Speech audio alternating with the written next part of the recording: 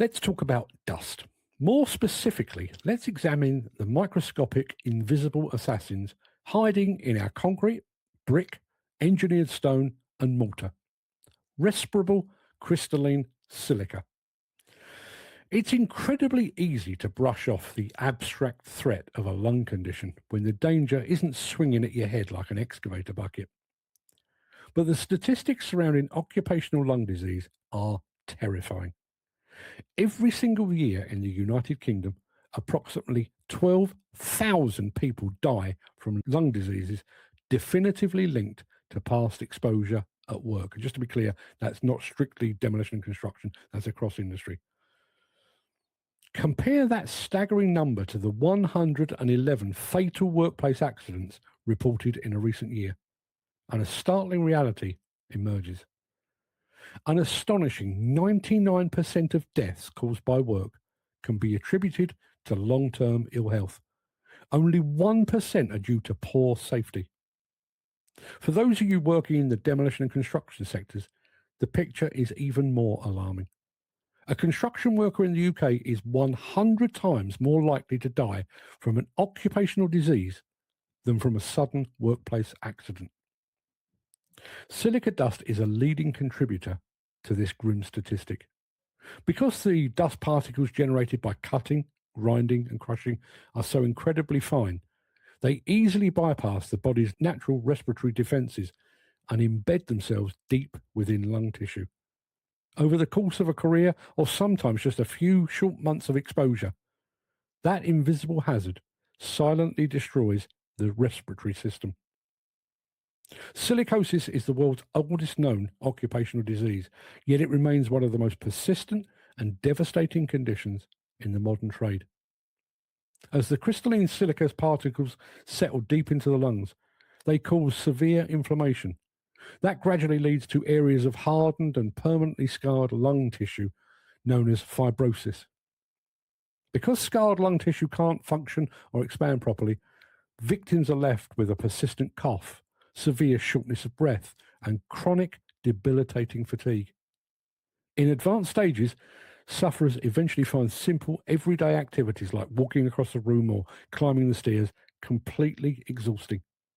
They may become largely confined to their beds as respiratory failure sets in. And beyond silicosis, inhaling this very fine dust is definitively linked to lung cancer and chronic obstructive pulmonary disease. And the damage doesn't stop at the lungs either. Extensive studies and epidemiological evidence have shown that heavy silica exposure significantly increases the risk of other life-threatening conditions, including heart failure, tuberculosis, arthritis, and even kidney disease. The current HSE crackdown and heightened enforcement were heavily prompted by the recent tragic deaths of 2 young workers from silicosis. This spurred the authorities into immediate and aggressive action. The primary target of the regulators' current outrage is the dry cutting of engineered stone. Engineered stone, which is incredibly popular for kitchen and bathroom worktops, can contain up to 95% crystalline silica. The HSE has declared the dry cutting of this material completely unacceptable and illegal. If you think the regulatory bodies are just issuing strongly worded memos and hoping for voluntary compliance, think again. The planned 1,000 plus site inspections are already well underway.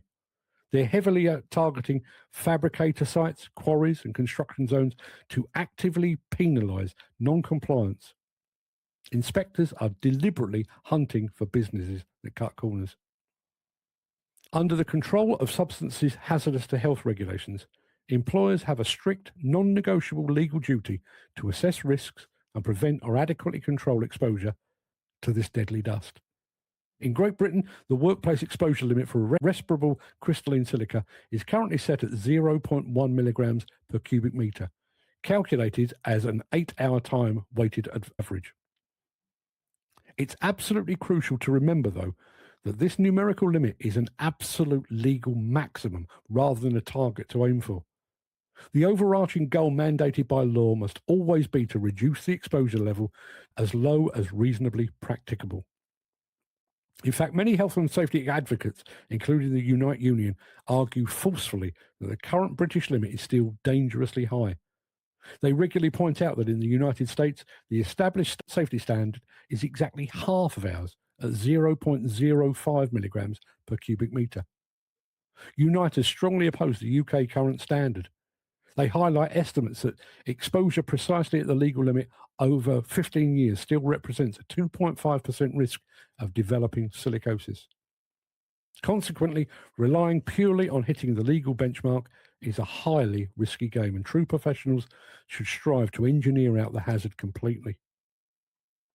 As if the direct threat to the worker wasn't enough to force a change in habits, there's a secondary danger that really gets the attention it deserves.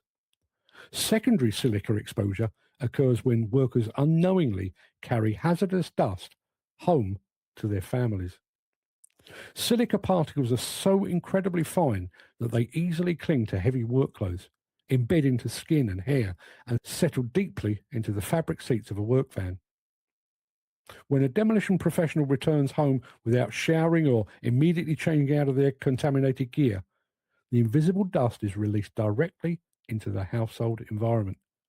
Over time, spouses, children, and elderly relatives breathing in the air in their own living rooms can develop the exact same progressive, fatal lung diseases as the workers themselves. The home offers no respiratory protective equipment and no heavy-duty extraction systems. This makes vulnerable family members sitting ducks for a hazard they never even signed up for. Personal injury and wrongful death lawsuits are already emerging rapidly in this space. Legal teams are targeting employers who fail to provide proper decontamination areas, locker rooms, or laundering services. The liability of failing to properly control dust now extends far beyond the perimeter fencing of the average site. The sheer volume of dust generated on our sites makes it dangerously easy to become completely desensitized to it. We see it every single day coating our boots, our tools, and our heavy equipment. But the current regulatory climate has shifted rapidly and permanently, with inspectors openly declaring war on poor dust control and actively deploying to enforce the law.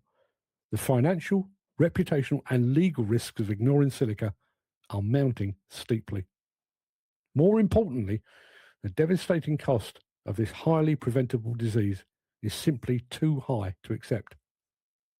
No one enters the demolition or construction trades expecting an easy ride.